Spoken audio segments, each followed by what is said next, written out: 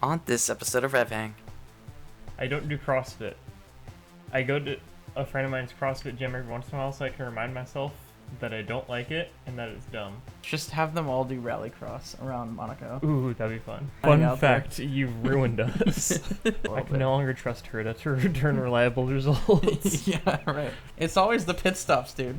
He's fine. He's great until he has to stop.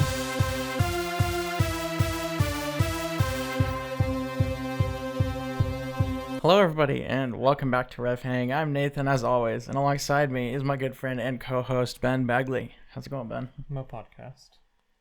Oh, no. That's how we're going to start this Sometimes episode. you realize you have free will and you can just say whatever. I'm doing okay. I did, it's Memorial Day, and I don't do CrossFit. I go to a friend of mine's CrossFit gym every once in a while so I can remind myself that I don't like it and that it's dumb. But I did a Murphy today, which is apparently 1 mile, and then you do 100 pull-ups, 200 push-ups, and 300 squats, and then another mile, but you're wearing a weight vest while you're doing it, and it sucks. And I hope that I remember not to do it again next year, but yeah. Yeah, you won't catch me doing one of those. I took a nap on the couch for a while afterwards. Yeah, I would as well. I don't think I'd ever wake up from that nap. All right. This is not a CrossFit podcast. Thank goodness. It's a racing podcast. I don't know.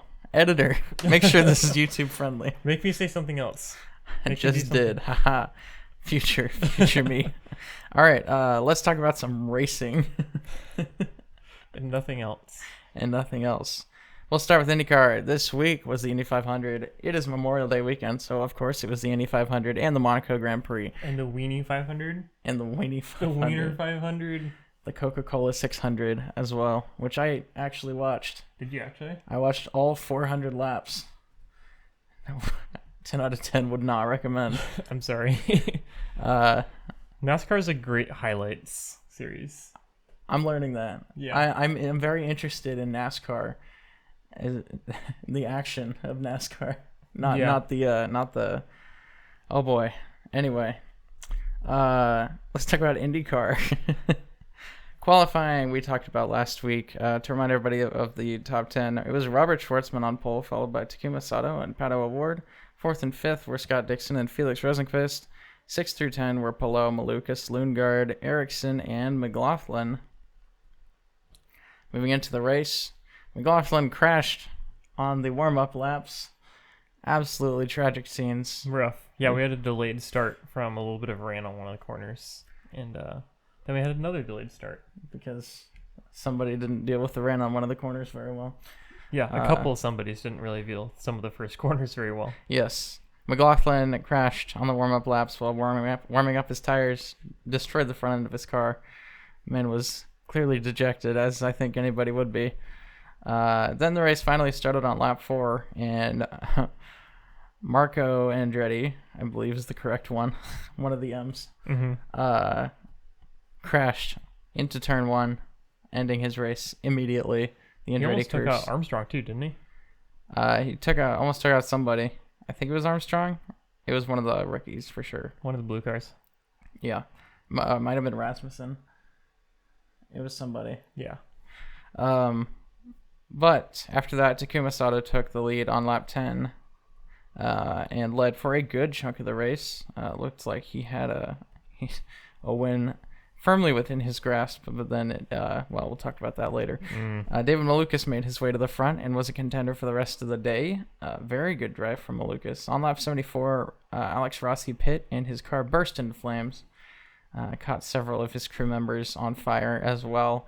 And the giant tank of fuel that was across the pit wall also caught on fire. It was crazy. It was a sketchy situation, to say the least. It wasn't even a refueling error either. It was just like a fuel pump issue, right? Or a fuel pressure issue? Something broke. Because he had like flames coming out of the back of his car. Yeah. Or he had smoke. And I think it was like probably gearbox or something.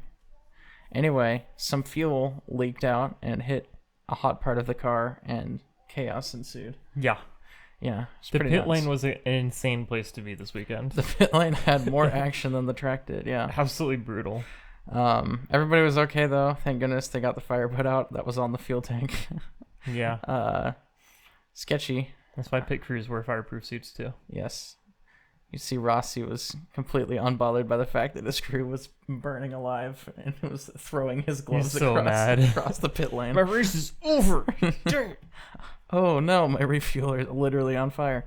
Okay, everyone was okay. It turned out to be fine. Later on, VK crashed into the wall on lap 82, onto the pit wall, I should say. Spun out, braking, trying to slow down into the pits, and one of his brakes failed and spun him out, slid about 200 feet into the pit lane. Not ideal.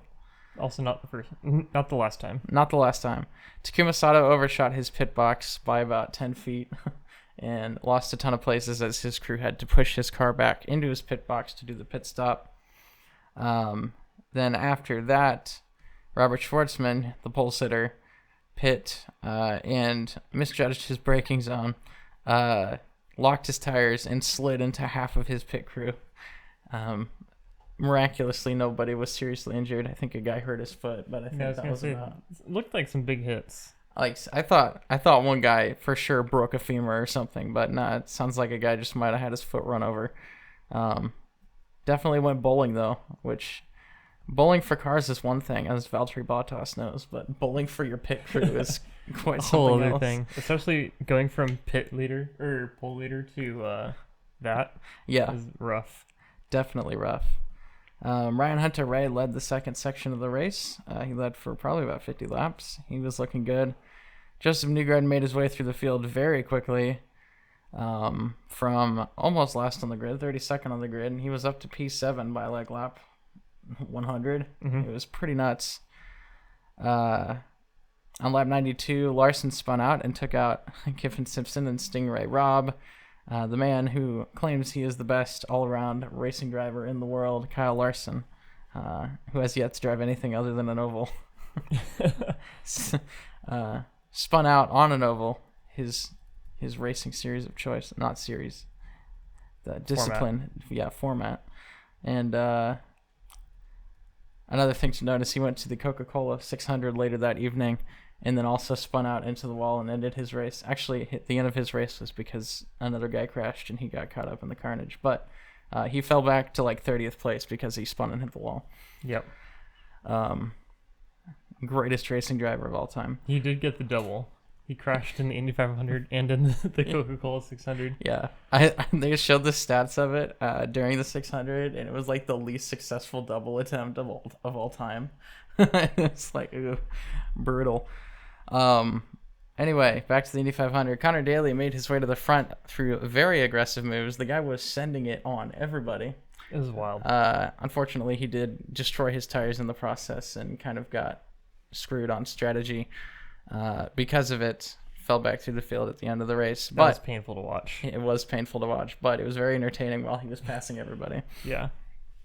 On lap 135, Newgarden's fuel pump failed and ended his race. The dream of a three-peat was over, and it probably would have been on if he had continued because the guy was flying. Motoring, yeah. Looked unstoppable. His fuel pump was in fact stoppable. Yeah. So, unfortunate scenes for Newgarden. In the last part of the race, the battle for the lead was between Palou, Daly, Malukas, and Ericsson. Ericsson cycled to the front on pit strategy with 24 to go. Looks like he was in a good spot to potentially win the race, but then Mr. Inevitable himself, Alex Palou, on lap 14 passed Marcus Ericsson, who unfortunately left the door open for him, and then Palou cruised home to a victory behind lap traffic, which caused quite the stir. Yeah. People not too happy about that. But let's go through the results of the Indy 500, and because it's such an important race, we will go through everybody. Good luck. Here we go, 1 through 33.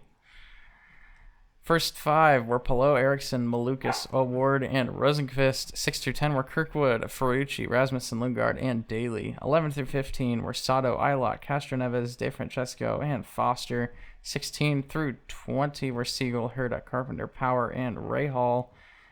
21 through 25 were Armstrong, Harvey, Dixon, Hunter-Reay, and Newgarden. 24 down, which should be Hunter Ray and on, were the DNFs. Hunter Ray did not finish because he stalled on pit lane. Actually, I don't know if he finished. He did stall and was in the pit box for quite a long time. I think they did. Did they get him going again? I think they pulled him out. Oh yeah, 171 was his last lap. So that's about right. So that was also hard to watch. There are a lot of hard to watch moments in this very race. tragic, yes.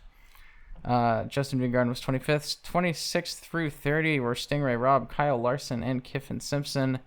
29 through, or no. Wait, what did I say? 26 through 30 was Stingray Robb, Kyle Larson, Kiffin Simpson, Robert Schwartzman, and Renus VK.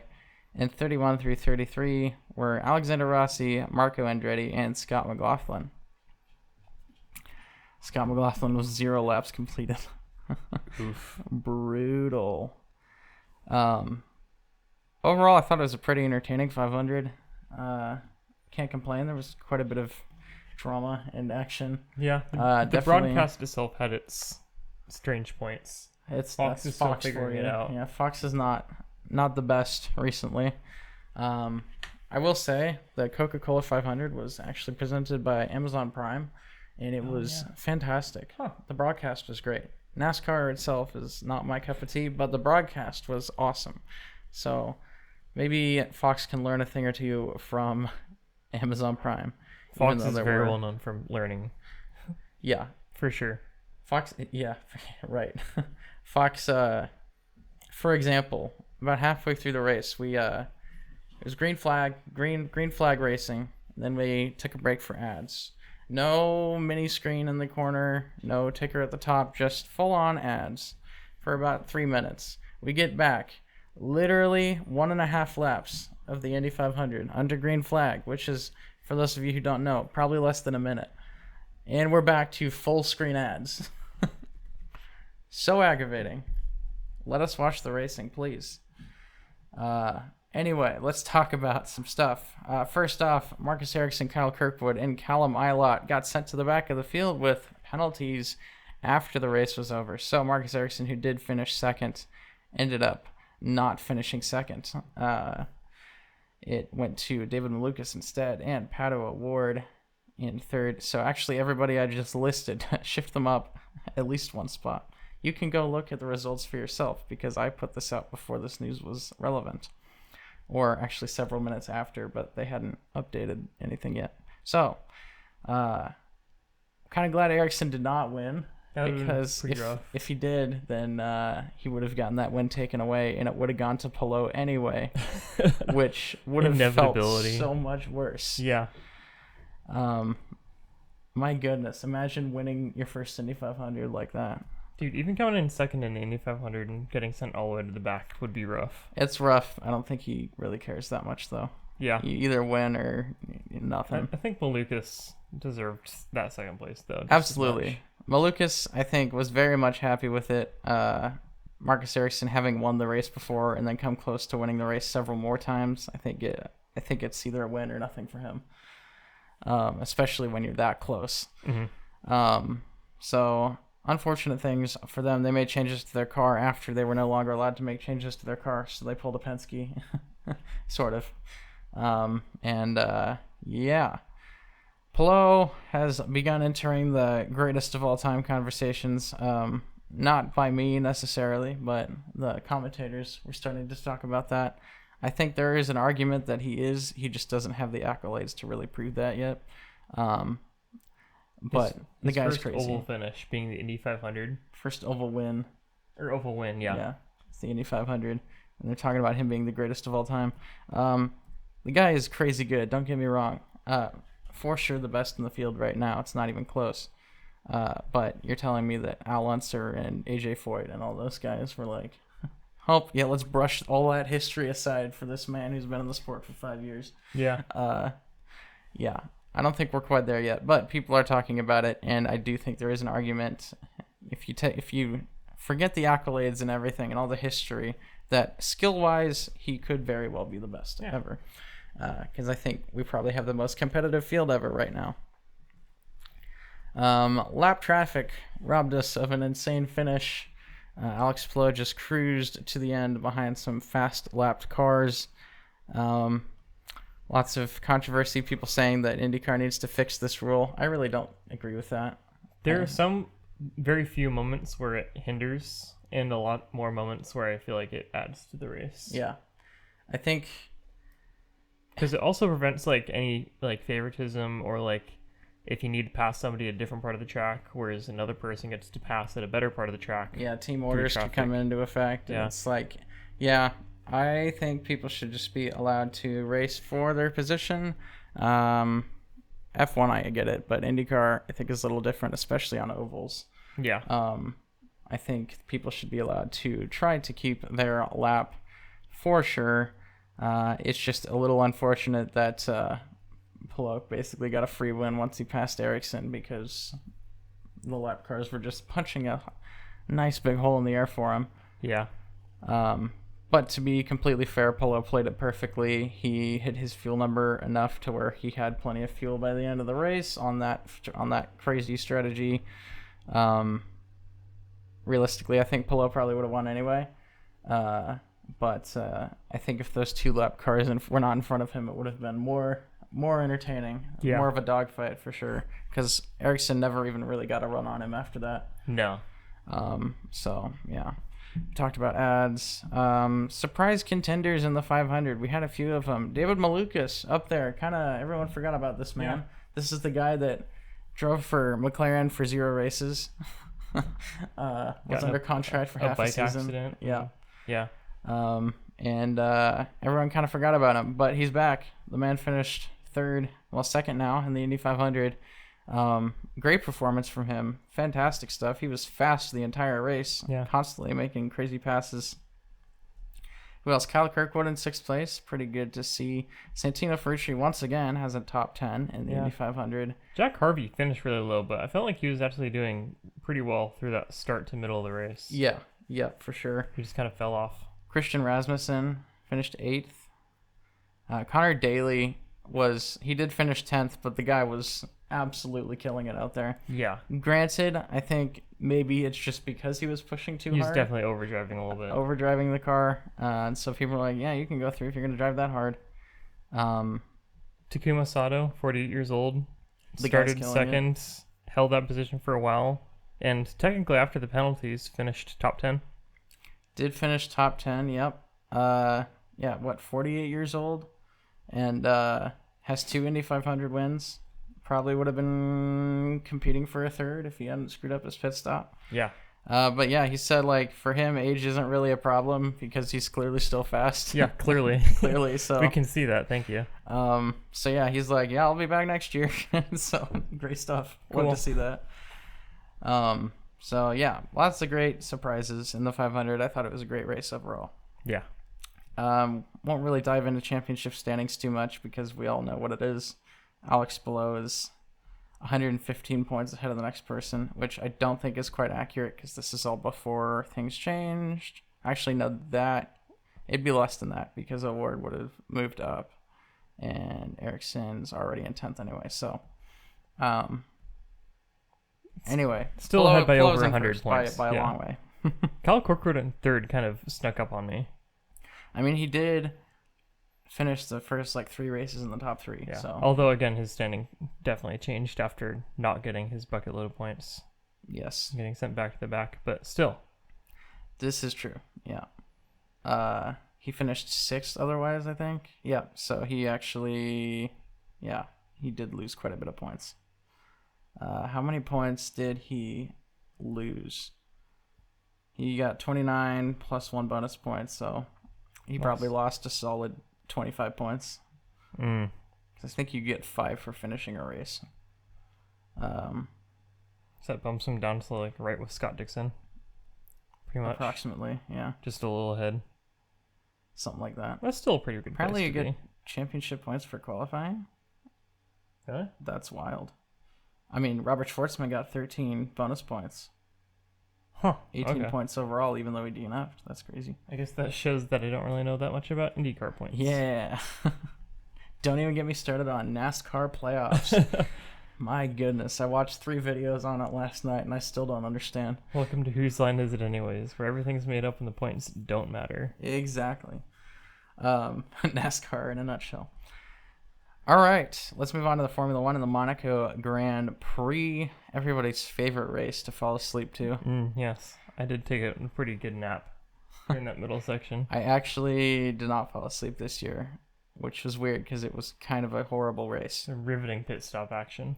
So this year they did have a 2 pit stop mandate, so you had to stop at least twice during the race, which they thought would increase the amount of action and strategy differences, which I guess it did. It just caused so many other problems. Yeah. Once you start. Do you think we'll see them do the same thing next year, or do you think they're going to pull back and try something There's different? no way they do the same thing next year. They might still have pit stop mandates, but then they might say you have to take your first one by this lap or whatever. They're going to just start mandating the crap out of it, and it's going to just make it worse. Dousing the track with water. Yeah, there you go. Wet Monaco is good Monaco. Adding some Mario Kart style shortcuts. Yes. A little jump over to the side of the tunnel where you can go over the water and then jump back in. Yeah, there you go. Let's just have them all do rallycross around Monaco. Ooh, that'd be fun. That would actually be so sick. I think they have to get it off the calendar. I think the only way to they have to keep the Monaco Grand Prix. Controversial. I'm sorry. I after this race, I don't think they can fix it. It's just not the track does not suit the cars anymore. I think what they should do is take it off of the championship, but still have it, and then have dedicated cars, like smaller cars. Maybe they just take F2 cars, and then they have all the F1 drivers race these smaller cars around the track, possibly creating a better race. And instead of championship points, it's like a cash incentive, or which I guess doesn't really matter for A F1 donation? drivers. I don't know. Or just the chance to win the Monaco Grand Prix, which, I mean, why do people do the historic race? It's not really for anything other than saying that you did it. So You saw how well F2 did on the track earlier, though.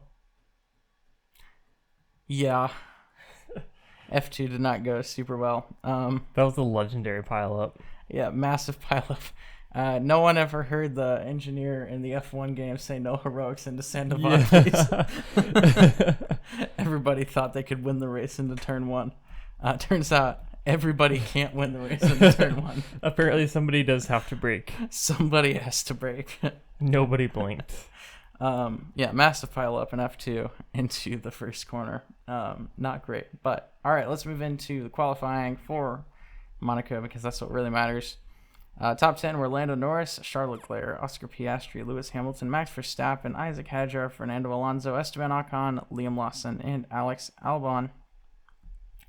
Notably, George Russell and Kimi Antonelli both out in Q2 and 14th and 15th. Moving into the race, Norris maintained the lead into turn 1. On lap 9, Gasly hit Tsunoda and ripped his own wheel off. Slowly made his way back to the pits, which caused a virtual safety car with all the debris he left on the track. I'm sure he will get a grid penalty next race for doing that. Lawson held up the field, so Hadjar could get 2 free pit stops. We should just have a list of drivers who didn't hold up the field. It's a short list. And then Sainz then held up the field to give Albon free pit stops. And after that, they swapped. So Albon was behind Sainz.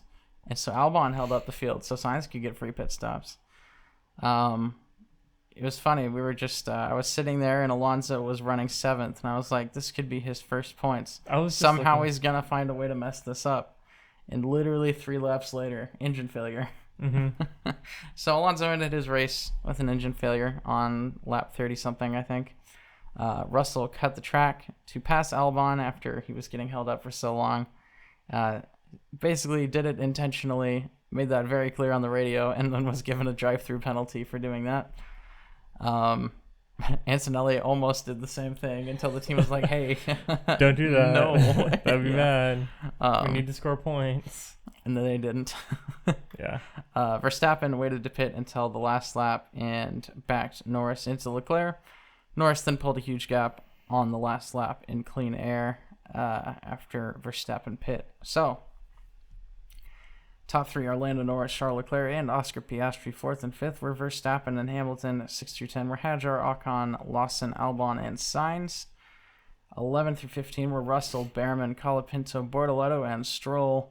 16 through 18, rounding off the finishers, were Hülkenberg, Tsunoda, and Antonelli. And we had 2 retirements, and that was Fernando Alonso and Pierre Gasly.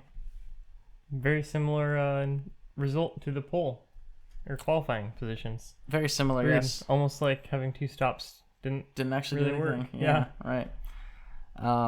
Monaco is.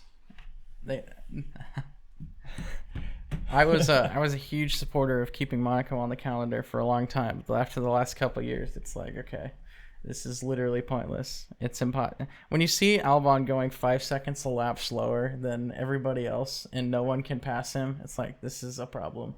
Yeah, and if it comes down to it, like, we're already kind of running out of time to fit races into the calendar. Would you rather have a Spa or would you rather have Monaco? I know what I'd say, even though Spa's been boring the last few races that we've had. Yeah, there. But if you really want a historic race, Spa, yeah. Yeah. Bring Riverside back. Spa is Riverside sometimes. Sometimes. 2021 flashbacks. All right. So let's talk about some stuff. The championship has gotten much tighter. Just 3 points between Piastri and Norris. Piastri is still leading. Verstappen now at 136 with Piastri at 161. So still just about a race win back. Exactly a race win back, actually. George Russell cut the corner intentionally. Basically said, screw it, I'll take the penalty. That's essentially almost exactly what he said. Yeah. And the FIA did not take too kindly to that, so they gave him a pretty harsh penalty. They did, in fact, give him the penalty.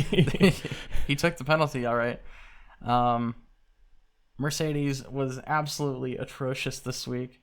They said they were excited after qualifying because this gave them an excuse and a chance to do some crazy stuff. And by crazy stuff, I guess they meant do absolutely nothing for 65 laps. They didn't pit either car. I guess they were waiting for a safety car or a red flag or something. And that always works. Nothing ever happened, yeah. So Mercedes was absolutely awful this race. Neither car scored points. I think I saw that this was like the first time a Mercedes hasn't been in the top 10 in qualifying in like a long time. It has to have been a long like time, 10 years. So pretty bad race for Mercedes. And then Charles Leclerc, obviously a Monegasque himself, really wanted to win the race. Kind of had a disappointing race. Did finish second, but clearly wanted more. He was fast all weekend. And then just barely got beat out in qualifying by about 1/10 of a second. Had a great race considering the Ferrari's been pretty bad this year. Yeah, I mean, not much he could have done, really. No, I mean, he won driver of the day. So He that's did. any Yeah, sort that of was pretty cool. consolation. Yeah. Too bad doesn't mean anything. You're right. So unfortunate for Leclerc. You can tell he's. I don't know how much longer this man's going to give Ferrari before he's like, I can't take this anymore. 10 more years of misery and regret for Charles Leclerc. Yeah, I hope he has a good therapist. All right, so championship standings we talked about a little bit. Oscar Piastri with 161, Lando Norris with 158, Max Verstappen with 136, and then back to George Russell with 99, and Charles Leclerc in 5th with 79. Past that, it tapers off. Anything interesting? Isaac Hadjar is in 10th, passing Lance Stroll finally. We don't have Lance Stroll in the top 10, thank goodness. Carlos Sainz is in 12th. Yuki Tsunoda still being outscored by Isaac Hadjar. Brutal. Anything else? Liam Lawson scored his first points of the season this week. There is that. Nice. Congrats to Lawson. Moves up to 17th in the championship. Ahead of Fernando Alonso. Ahead of Fernando Alonso. Poor guy. That I don't understand how one man can get so unlucky in his life. Truly the Colton Herta of F1. For real, yes. Championship for constructors, McLaren is currently ahead by 162 points. It looks like more than that. 170. I can't math either. By a lot, quite a bit, quite a few points. Ahead of Mercedes in second and Red Bull in third. Red Bull is right behind Mercedes, only 4 points back, and then Ferrari is only 1 point behind Red Bull. So we're going to get quite the battle for second, it looks like, going through the end of this year. Yeah, love to see it. Yeah, see if Max Verstappen or Mercedes or Ferrari come in second place. Yeah, cool to see Williams have double the points of Haas. Yes. Almost. Williams already almost doubling their points total from last year, so very good stuff. Williams has been killing it this year. Definitely best of the rest. All right, pit stop championship. First place was Charles Leclerc with a time of 2 seconds flat, followed by Hamilton with 2.08, and Norris with 2.23. Fourth and fifth were Verstappen and Piastri. 6 through 10 were Antonelli, Bortoleto, Albon, Hulkenberg, and Gasly. Championship standings, not much has changed. I think Lando Norris moves up to third in the pit stop championship. And then teams, nothing really much has changed. I think Mercedes has moved up to third as well, past Red Bull. Maybe. I mean, that's what the No, I numbers don't say. think so. I don't think so. Oh, okay. No, right, because Red Bull outscored Mercedes. So, nothing changed there. Overtake of the week. I gave this to Connor Daly for his overtake on David Malukas and Alex Palou into turn 3 at Indianapolis Motor Speedway. It was a double overtake for the. It was quite insane. Yeah, Pretty crazy. definitely a decision on the use of tires and fuel. It was a decision on the use of tires. The man absolutely sent it and made it stick, so he gets overtake of the week, even though that overtake alone probably cost him several positions in the race. God, watching him like yelling in he's his car screaming at his as team, people I'm gonna passed crash him. if you don't pit. And then they're telling him, like, you think it's bad now, just wait and see what happens if we pit. Man, it's in shambles, dying Fun out fact, you've ruined us. Great overtake, now we're screwed. All right, so let's move into our predictions for the last week. We'll go over pole position again for the Indy 500, even though we did last week. Robert Schwartzman was on pole. What did you say, Ben? I had Dixon. And I had Power. Neither of us got that one. Podium was Palou, Malukas, and O'Ward after the dust settled. So what did you say, I Ben? had Dixon, McLaughlin, and Rosenqvist. What a cursed podium for me. Rosenqvist finished the highest up of all of them, and like 9th probably. Where did he finish? So it'd be whatever it is, +1, +2. Fourth. He Did finished finish 5th. He finished ahead of Kyle Kirkwood, so yeah, he finished 4th. Yeah. Fourth. Sick. I'll take it. So you were 1 off actually on that podium. You almost got there. Almost got there. So what did you said? Dixon, McLaughlin, Rosenqvist. I said O'Ward, Ericsson, and Rosenqvist. So even if Ericsson didn't get sent to the back, I would have gotten 1 right. Yeah. I actually kind of cooked with that one. While I kinda didn't get did. a lot accurate, all 3 of my picks finished in the top They did have 5. really good races, even yeah. after, like, before the penalties, all 3 finished in the top 5. So I'll take it. I actually picked the 4th and 5th to be on the podium. Tragic. Winning number of pit stops. We overshot this one a little bit, Ben. I think it was 7 last year, though, so I want to just put that out there. Winning number of pit stops was 5. What did you say? I said 9 for some reason. I said 7. did So I I'm on the think 9? Copium. I don't know why That's you so thought that. many. That's a lot. It's a lot of pit stops. That'd be one every like 22 laps. Why didn't somebody say anything? I don't know, Ben. I don't know. It was 5 pit stops by the man himself, Alex Palou. There were a lot of people on different pit strategies that did 6, though. So It's only a matter of time before the guy who's famously known for being an excellent fuel and tire saver won a race that's known for being very gratifying for people who can save fuel and tires. yes, indeed. Yeah. Yep. It was only a matter of time. All right, Formula 1, Monaco Grand Prix. Top 5 was Lando Norris, Charles Leclerc, Oscar Piastri, Max Verstappen, and Lewis Hamilton. What did you say, Ben? I actually got Norris this time. And then I had Piastri, Verstappen, Russell, and Antonelli with Sainz as my dark horse. Really missed out on the Ferrari representation here. I said Max Verstappen was going to win the race, followed by Lando Norris and Oscar Piastri, with 4th and 5th being Hamilton and Albon. My dark horse was Fernando Alonso. Unfortunate. Bad weekend for Spaniards. Bold of me to assume he was going to finish the race. Yeah. Yeah, so I got Piastri right, and that's about it. Fastest lap. Bad weekend. It was a great weekend for Spaniards. I don't know what I'm saying. It was a great weekend for Spaniards, yes. Except for Fernando Alonso. Fastest lap went to Lando Norris. What'd you say? I had Lando Norris. I had Max Verstappen. Did not get that one correct. Driver of the day went to Charles Leclerc. What did you say? Took a chance on Lando Norris. I said Alex Albon, who arguably was the most hated driver of the day. Anti-driver of the day. Evil driver of the day. Yes. All right. Predictions for this upcoming week. We have IndyCar in Detroit and F1 in Spain. Let's start with Detroit. Pole position, what do you got, Ben? I've got Kirkwood for this one. I have Lundgaard. I think you are cooking with Kirkwood a little bit. I can no longer trust Herta to return reliable results. Yeah, right. Bros, when have you ever been able to trust him? Like 16th in the Indy 500? Something like that. Didn't he have like a botched pit stop? No, he had to drive through because he sped in the pit lane. It's always the pit stops, dude. He's fine. He's great until he has to stop. Genuinely, if you put this guy in F1, he might actually do leagues better because less pit stops. Less pit stops and less pit stops, like, stuff is done. Yes. It's just no tires and then you're out. It's just tires and out, yeah. And then you have less to worry about. You have more room to get in and out of your box when you do an IndyCar. This is the strat. You got to move Colton Herta to F1. At this point, if anyone put Colton Herta in F1, if anyone is going to Cadillac from IndyCar, it's going to be Palou. You can't convince me otherwise. Now that he's won a 500, I don't think he has any reason to stay in IndyCar. Yeah. He has proven that he's got that field covered.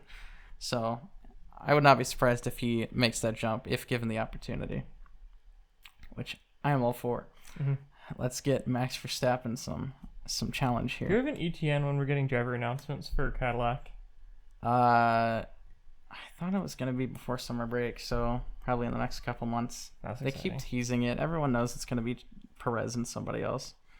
Like, it's been made fairly obvious that Perez is going to be driving for Cadillac next year. So make of that what you will. We'll see. We'll see. Maybe I'll have to anything can happen. Maybe I'll have to take another hot sauce shot if you're wrong. I'm just kidding. No, I won't do that. We're not doing that. We're not doing that again. We've been banned from doing hot sauce shots after last season. Our significant others say no more. So they had to deal with the aftermath of that. So unfortunate timing. All right. Did we go over podium? No, we have not. We have not. We got distracted. I said Lundgaard for pole position. Yes. Podium. What do you got, Ben? I've got Palou, Kirkwood, and Siegel. Siegel on the podium. Yeah. Nice. There's Siegels in Detroit? That's crazy. I have Palou, Award, and Dixon. Can't tell you why. Dixon's not been finishing like top 3 at all this year, but he came in second in Petersburg. Did he? Yeah. Huh. And he came in other places at other races. Good stuff, Ben. I can't remember. I have a vague sense that he's been doing okay, but maybe I'm also completely wrong. I don't know. It's not like we have a list that could show us this stuff. If only there was a website. If only there was a website, RevHang.com, where you could see all the results from all the races and things. So crazy. Winning number of pit stops for Detroit. What do you got, Ben? Let's go down too far. 3. I have 2. Old reliable. We switched this time. Do we really? I think so. I think I usually say 3. You usually say 2, and then it's always right, 2. Yeah. And then you're always right. It's gonna be 3 this time then, because I switched. Formula 1 Spanish Grand Prix. Give me your top 5 in Dark Horse, Ben. I've got Norris, Piastri, Leclerc, Verstappen, and Russell with Hadjar as my Dark Horse. I've got Piastri, Verstappen, Norris, Hamilton, and Russell with Ocon as my Dark Horse. Fastest lap, what do you got? Oscar Piastri. I have also Oscar Piastri. Oh. Driver of the day, what do you got? Lando Norris. I have Lewis Hamilton. So, that was the predictions for the upcoming week. Ben, you've got some tasty words of wisdom for us. Pun absolutely intended. God, isn't tasty just such a weird word? Don't make it weird, Ben. How's everything tasting today? Oh, does your steak taste good? What? Sorry, that's a Letterkenny skit. Oh, you're right. It's been a minute since I've seen Letterkenny. Pump the brakes. All right. Pump the brakes. What do you got to tell our beautiful This audience? is also related to Letterkenny, actually. Makes me think of it every single time. You'll probably remember the quote, but the S&P, the choice for me. Yeah. But, it's grilling season, and you just got to keep it simple when you're grilling meats. The reason you grill is because, well, one, you want to be outside hanging out, and it's kind of a cool, like, power trip. It's like, yeah, fire. Maybe that's just me. The way Nathan looked at me, apparently it's just me. No, not just you. I get it. I was just thinking about how I did that exact thing today at the barbecue I went to. But yeah. But anyways, yeah. Like grilling, you get a little bit different flavor from like it being on open flame. You get a little different caramelization and heating and searing and all that stuff. But just keep it simple when you're grilling. Smoking's a whole different thing. We can get into smoking like next week or something. I don't know. But for grilling, keep it simple. Like steaks, feel free to just do salt, pepper, and parsley. Or if you're a Johnny's seasoning salt fan, or what's the other one? If you're not a Johnny's fan. McCormick? Maybe it is McCormick. I can't remember. Whatever family you come from, just keep it simple and just don't overcook it. Medium rare is the way to go. Yes, keep it simple, but season liberally, because a lot of seasoning comes off in the cooking process. That is true. So do not be afraid to absolutely coat your steak in salt and pepper. But be a little bit careful. I guess we'll watch a video, but they do put quite a bit of salt on there. Yeah, you can do quite a bit more salt than if you do it in like a pan. Yes. Yeah. It looks like more than it's going to be once you're done cooking it. So anyway, with all of that out of the way, thank you everybody so much for watching and or listening to this episode. If you enjoyed it, leave a like or a rating on the platform you listened on. It really helps us out. Subscribe or follow if you'd like to see more. If you want to see updated standings for IndyCar and F1 or a calendar of upcoming racing from those series, check out our website, RevHang.com, as mentioned earlier. If you have a question about racing or about us, hit us up on any socials in comments or DMs, and we may feature your question on the next show. Just know that we are not super knowledgeable about NASCAR. No. It's not something we know much about. But it might be funny if you ask us questions about it. Yes. We'll do no research and we'll answer your question to the best of our ability. Vibes-based answers, which we'll have to put out a disclaimer for. But anyway, don't ask us any questions about e-scooter racing either. Like, it's not a thing we want to... Ask me anything. I'll give you an answer about something. Ask Ben about e-scooter racing. Mm-hmm. I'll let him take that one. You can follow Ben on Instagram at BenjiMeetsWorld and myself at 2n_squared. You can follow the RevHang page on Instagram, Twitter, TikTok, YouTube, anywhere at RevHang Media. We'll be back in a week to talk about the Formula One Spanish Grand Prix and the IndyCar Grand Prix of Detroit. That lovely, lovely street circuit with all the right angle turns. So bumpy, I love it. So bumpy, all the bumps. But until then, I've been Nathan. And I'm Ben. Thanks for hanging out. See you later.